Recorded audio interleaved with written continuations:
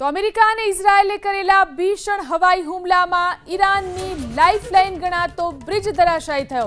તહેરાનની પશ્ચિમ શહેર કરજ સાથે જોડતા મહત્વપૂર્ણ હાઈવે બ્રિજને અમેરિકા અને ઇઝરાયેલે નિશાન બનાવ્યો।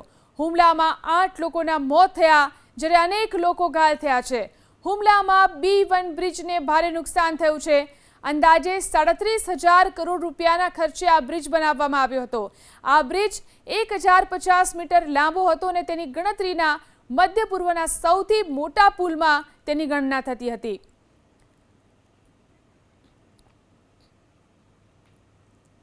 તો બ્રિજ પર હુમલા બાદ અમેરિકન પ્રમુખ ડોનાલ્ડ ટ્રમ્પે સોશિયલ મીડિયા પ્લેટફોર્મ એક્સ પર હુમલાનો વિડીયો શેર કરી ઈરાન પર દબાણ વધાર્યું। ટ્રમ્પે ઈરાનને ધમકી આપી કે હજુ પણ સમય છે, સમજૂતી કરી લો, નહીં તો બહુ મોડું થઈ જશે।